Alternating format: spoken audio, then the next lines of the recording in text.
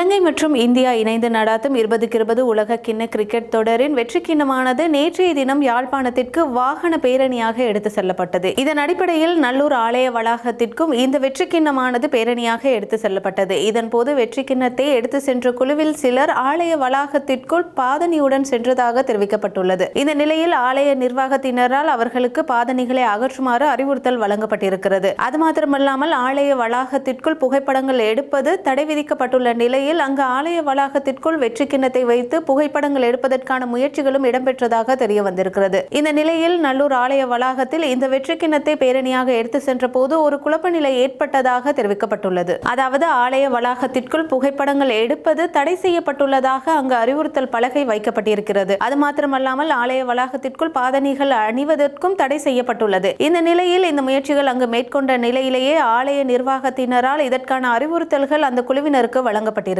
இவ்வாறான குழப்ப நிலை ஏற்பட்டதை தொடர்ந்து ஆலய வளாகத்தில் இருந்து வெற்றி கிண்ணமானது வெளியில் எடுத்து செல்லப்பட்டு அதன் பின்னர் வெற்றி கிண்ணங்களுடன் புகைப்படங்கள் எடுக்கப்பட்டதாக தெரிவிக்கப்பட்டுள்ளது.